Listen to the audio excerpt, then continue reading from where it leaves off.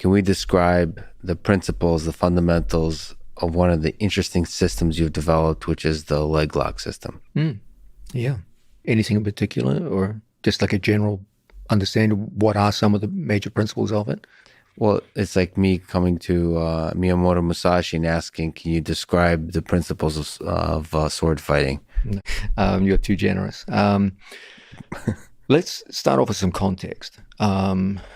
When I began the sport of jiu-jitsu, I was taught a fairly classical approach to jiu-jitsu, which leg locks were a part of it, but not an emphasized part of it.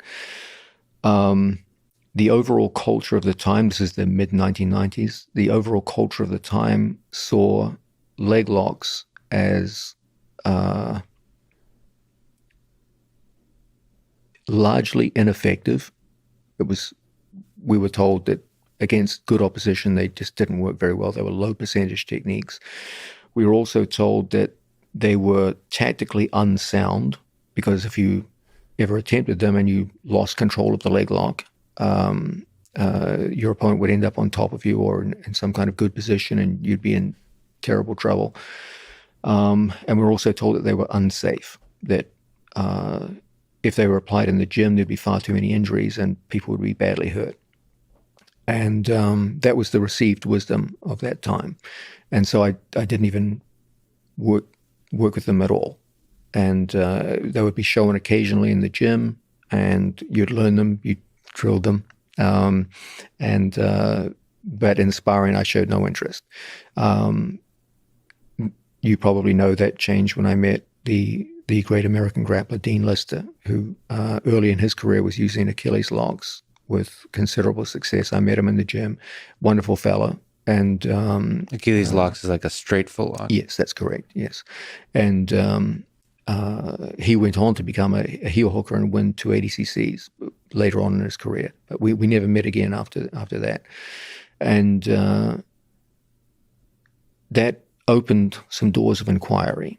And well, he asked this first principles question is, why would you only use half the body in a game which that of course involves makes the human body? Perfect sense. So that opened doors to inquiry. And if you looked around the jiu-jitsu world at that time, the number of specialized leg lockers was very small, and most of them were from outside of conventional jiu-jitsu.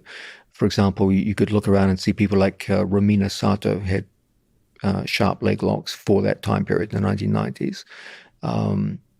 So they were out there, they existed. And you'd see people like Ken Shamrock would use heel hooks in competition, and he had some good success with them. When I began experimenting in the gym, fairly soon certain truths started to become evident. And the most important of these can be understood very quickly, and they were relatively easy to discover. The first was that most people, when they went to understand and study leg locking, and when I talk about leg locking, I'm going to talk about one specific type, which is the most high percentage type. This is leg locks which are performed with entanglements of your opponent's legs with your legs. There are other forms of leg lock, but these are relatively low percentage and don't figure heavily in competition, so I'll ignore them.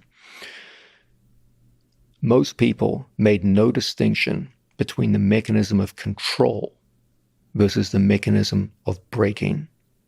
The heel hook is what ultimately breaks the ankle, but the mechanism of control is the entanglement of your legs to your opponent's legs.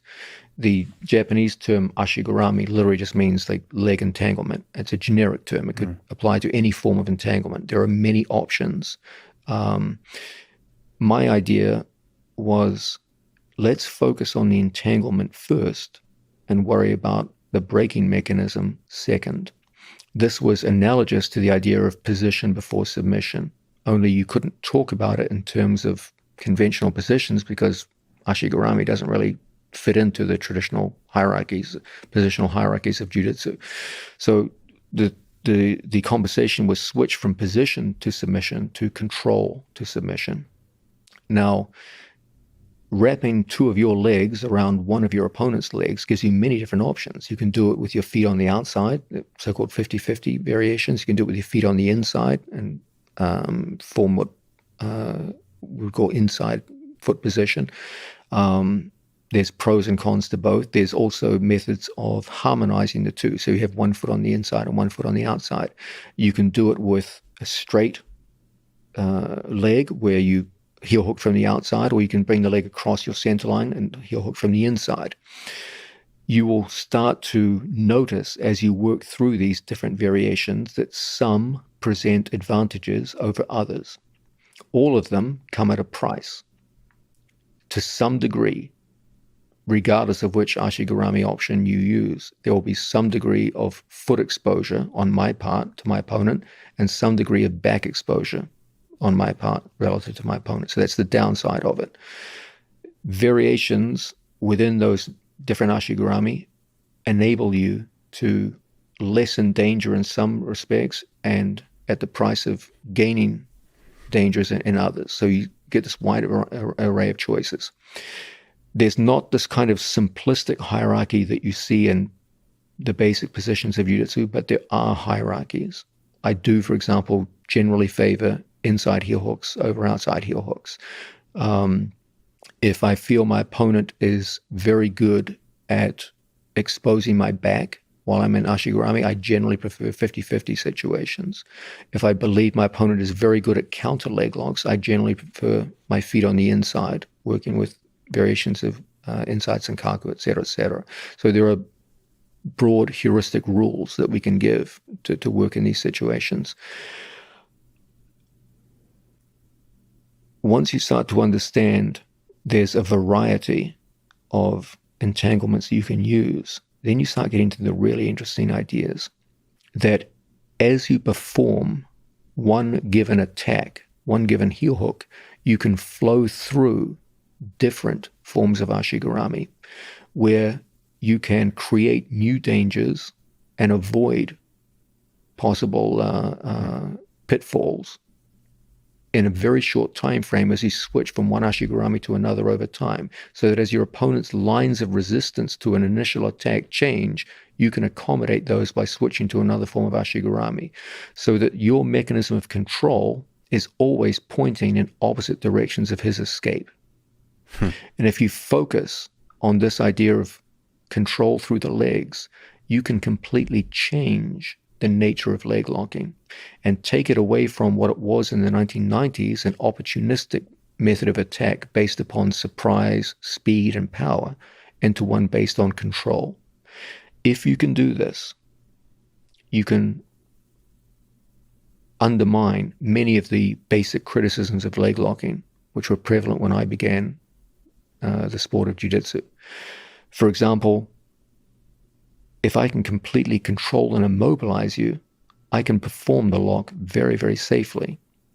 If my only way of breaking your leg is to be faster and more powerful than you, 9 times out of 10 when I apply it, I'm going to hurt your leg, as much by accident as anything. But if I can completely immobilize you, and as every attempt you make to escape, I can follow you and immobilize you in new directions, then I can apply the lock with as much force or as little force as possible. And so you'll see in our training room, despite over considerably more than 2 decades, a decade and a half now of heel hooking using these methods, the number of people severely injured by heel hooks is tiny. Like I would say I've seen more people injured by far by kimuras in the time I've been training than I have by heel hooks, despite them having a similar twisting dynamic to them. If you build a culture where people focus on control rather than speed of execution, then the injury rate goes down appreciably. The whole idea of positional loss, everyone was critical of leg locks. Oh, if you go for leg locks and they don't work, well, now you're in trouble. The guy's going to be on top of you. They never make that criticism with arm bars. Okay, you can be in the mounted position, go for an armbar, end up on bottom, lose the armbar and lose position. But I've never heard anyone criticize arm bars on that account. More importantly, I believed from early on that the best place to attack leg locks is not top position, it's bottom position. You'll see that over 90% of my athletes attack leg locks from underneath people, not on top of people. So there is no positional loss. You're already underneath them.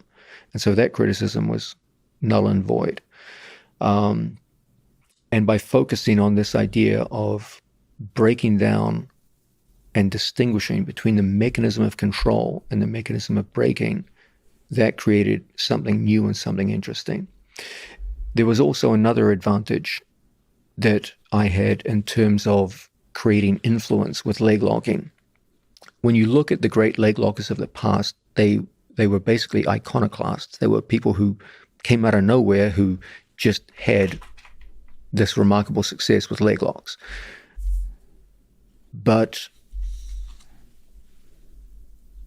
they were just seen as unique individuals. They had their game and they were good at it. What was unique about the squad is you had not just one person, but a team of people who came out and did pretty much the same thing. These people had very different body types and very different personalities.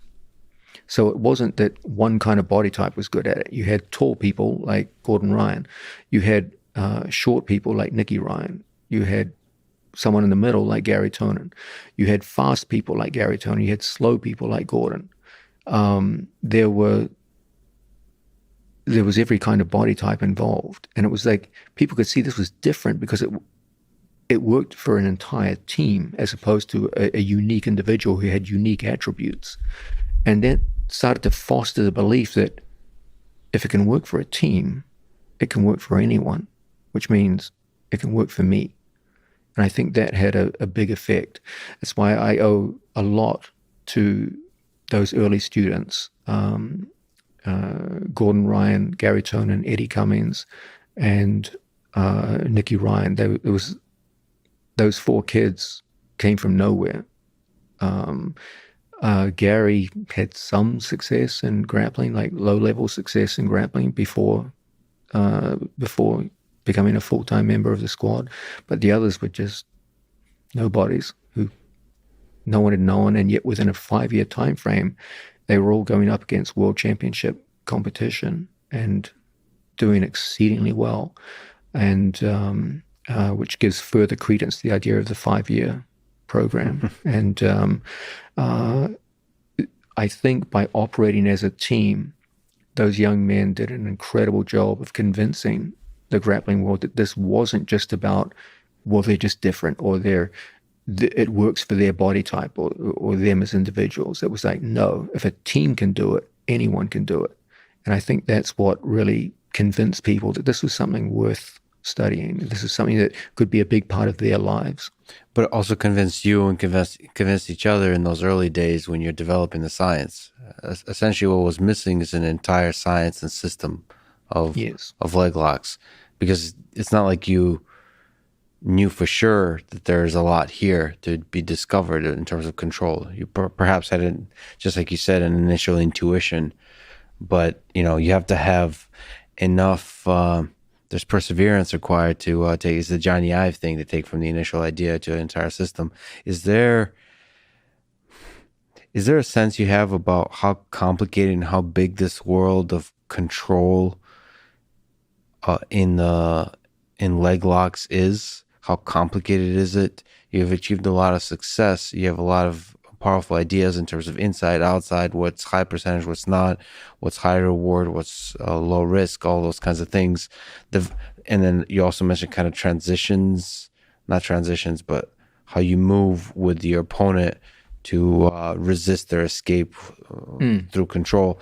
How much do you understand about this world? Yeah, this is a fascinating question. As a general rule, the most powerful developments are always at the onset of a project. Okay, let's give an example. The jet engine was, I believe, first conceived in the late 1930s, just around the time of World War II. It was developed with great pace because of World War II. Obviously, military research was a huge thing back then. And first fielded, I believe, by the Germans in around 1943.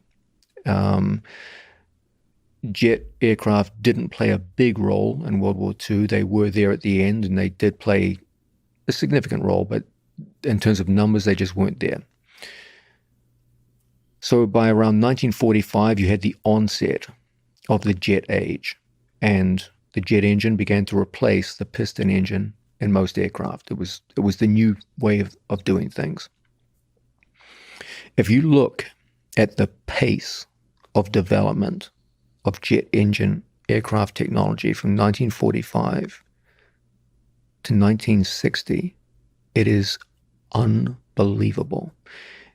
There was a solid decade where they were gaining almost 100 miles an hour per year for a decade. That's a form of growth that, I mean, in the world of engineering, that's the only time you see growth like that is in things like Bitcoin, and that's about it. Okay, let's put things in perspective. Okay, in World War II, the standard U.S.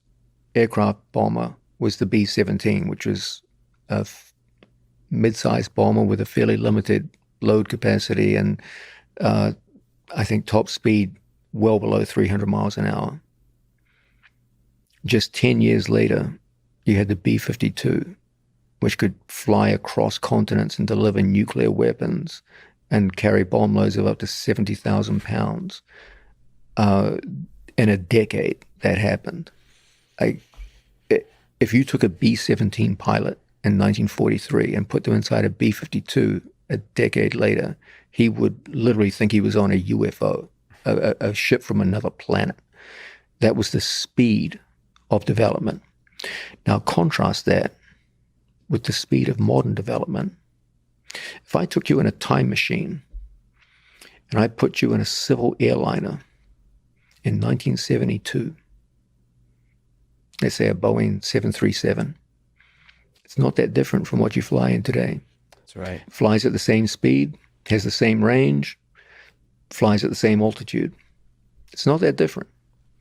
The amount of progress between 1973 and 2020 isn't very impressive. But the amount of progress from 1945 to 1955, or even better, 1960, was staggering. And so the initial progress tends to be meteoric. But after that, it tends to be incremental. That you said, see that with leg logs. There's a guy named Elon Musk. There's been almost no development in terms of space rocket propulsion and rocket launches and going out into orbit or going out into deep space. And one guy comes along, one John Danahera type character, and says, it doesn't make sense why we don't use reusable rockets, why we don't make them much cheaper, why we don't launch every week as opposed to every few years. It doesn't make any sense why we don't go to the moon again over and over and over. It doesn't make any sense why we don't go to Mars and colonize Mars. It feels like it's not just a single jump to a B-52. It's a series of these kinds of jumps. So the question is there another leap within the leg locking system? Time will tell. I do believe that we're in a phase now where the really big jumps have already been made, and we're in the incremental phase at this point. What I do believe is that you will start to see new directions start to emerge, where you start to see the interface between leg locking and wrestling, for example, the interface between leg locking and back attacks, and that will provide new avenues of direction, which will create new spurts of growth. But in terms of breaking people's legs, just the simple act of breaking legs, I believe we're in the incremental phase now rather than the meteoric phase.